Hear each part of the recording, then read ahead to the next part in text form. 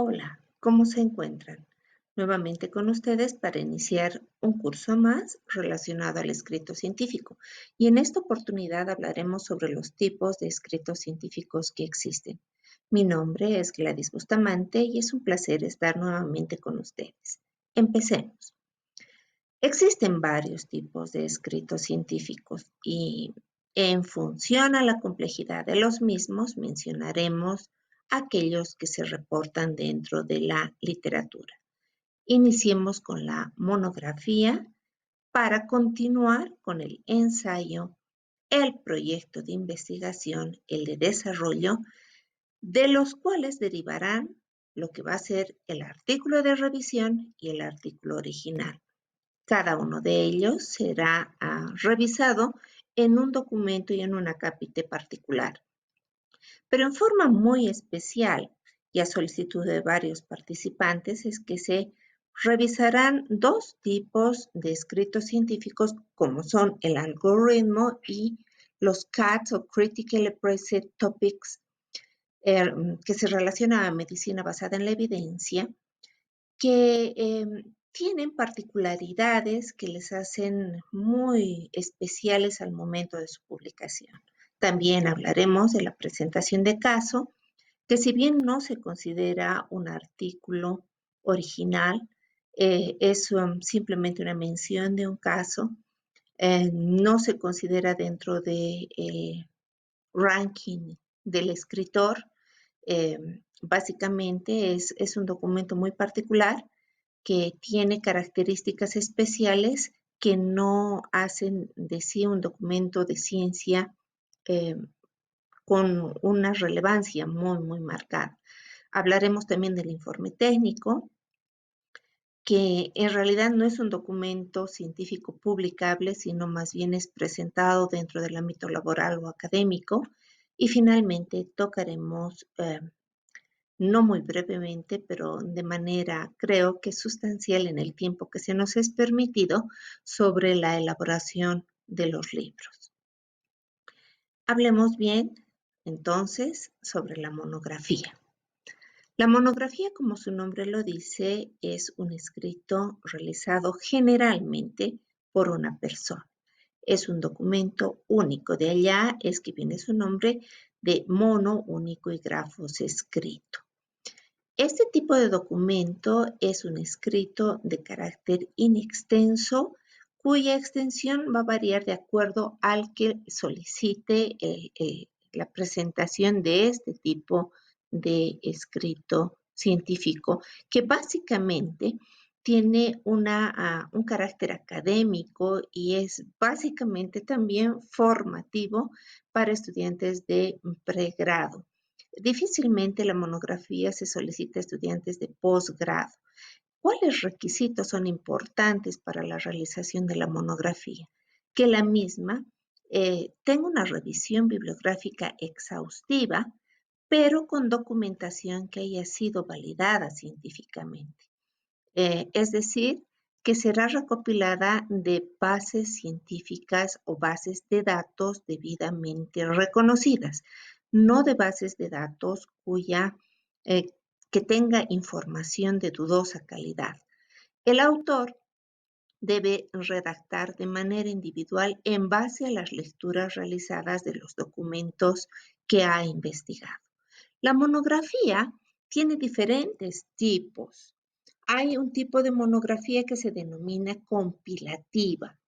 Hay otra que se denomina investigativa y la monografía basada en la experiencia. La monografía compilativa es aquella que hace una revisión muy amplia de la literatura. Se recomienda revisar, si es posible, toda la documentación existente sobre el tema asignado. El detalle debe ser muy minucioso y bastante ordenado, pero lo importante de este tipo de monografía es de que el autor deba presentar críticas u opiniones particulares a la bibliografía revisada, a los documentos de la bibliografía revisada.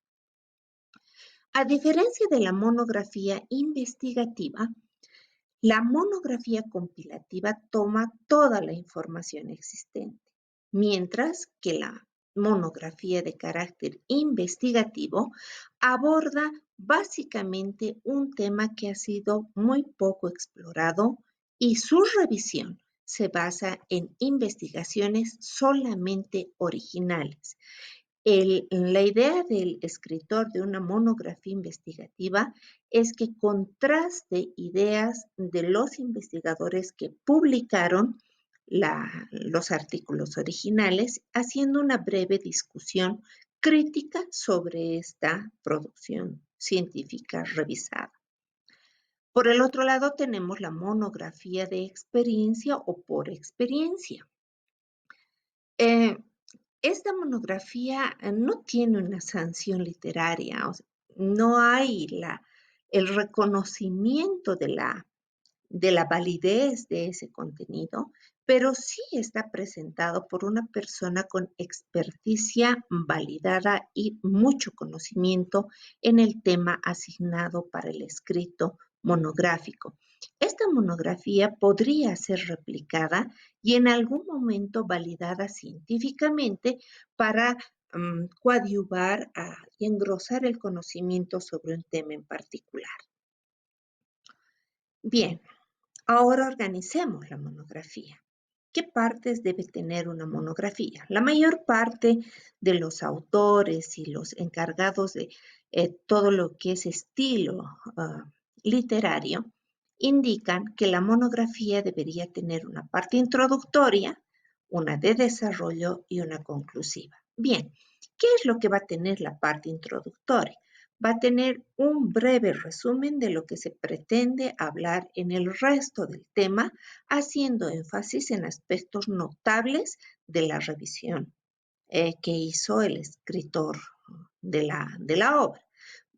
En esta parte se van a plantear elementos muy importantes del contenido principal, es decir, que van a invitar al lector con una idea principal a saber qué es lo que se va a desarrollar en la parte central de la monografía.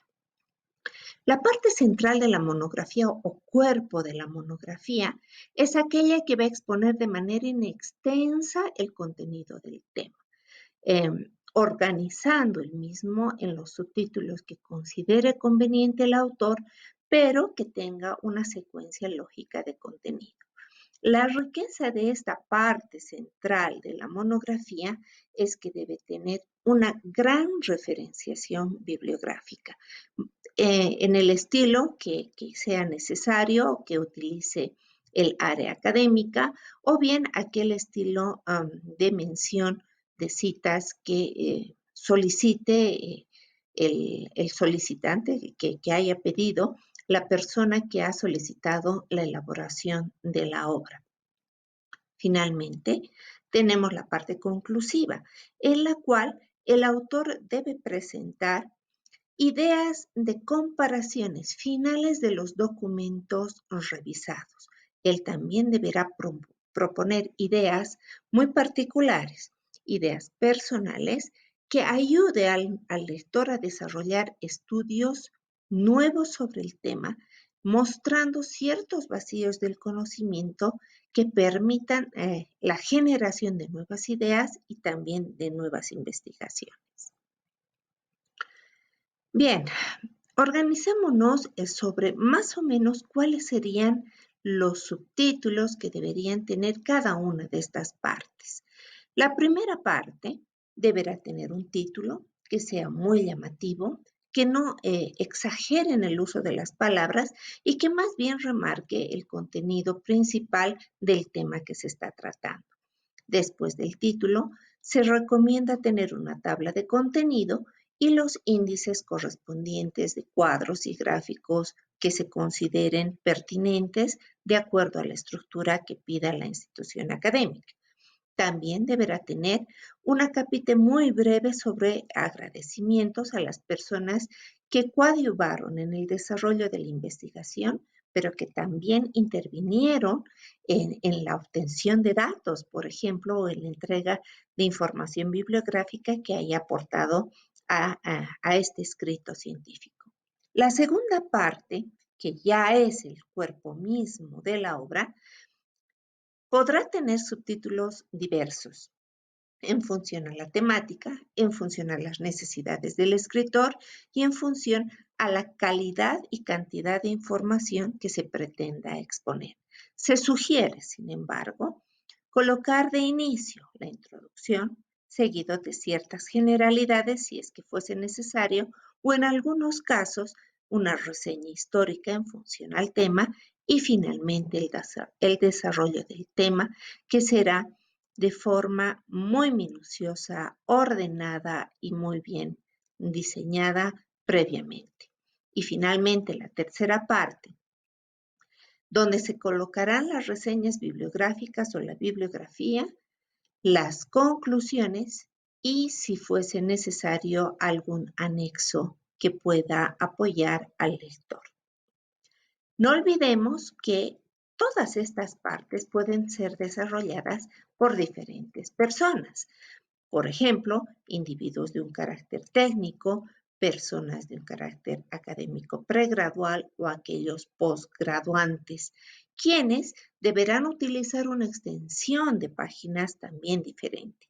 Es así que los pregraduantes o aquellos técnicos superiores se sugiere que no superen las 10 páginas de una monografía, mientras que una persona que ya tiene un nivel académico más alto, una licenciatura, por ejemplo, pueden extenderse hasta 13 palabras. Los posgraduantes, que difícilmente van a desarrollar una monografía, pero hablemos de personas que están culminando cierto grado de estudios, por ejemplo, diplomados, en los cuales se deberá pedir un mínimo de extensión de 15 páginas. ¿Cómo dividimos estas páginas? Se sugiere que la parte inicial deba tener 5 páginas máximo, toda la primera parte introductoria. El cuerpo de la obra deberá tener entre 8 a 12 páginas y finalmente 1 a 2 páginas que corresponderá al final de la obra. Bien, revisemos entonces la introducción. Lo que hará es exponer la motivación de la elección temática, el por qué la persona decidió escribir la monografía y tomar el tema en particular, a menos que éste fuese asignado. Este delimitará claramente el tema de su estudio o los temas que correspondan para su análisis. En la parte central, que debe ser siempre escrita de manera original, redactada por el mismo autor. Este deberá recopilar las ideas de muchos autores, de muchas obras, las conjunciona, las discute y menciona muy claramente las citas bibliográficas sobre las cuales ha trabajado todas sus ideas. Finalmente, en la conclusión, el autor debe fundamentar ideas en base a la idea de los otros autores. Es decir, tiene que haber revisado la literatura para fundamentar su postura. Va a proponer nuevos temas de revisión, repito, buscando vacíos de información o espacios en los cuales no se haya llenado en su criterio todos los elementos que hubiese querido contener esa área en particular y finalmente presentará la bibliografía consultada. Bien, culminamos esta primera parte y continuaremos con el ensayo. Adiós, gracias.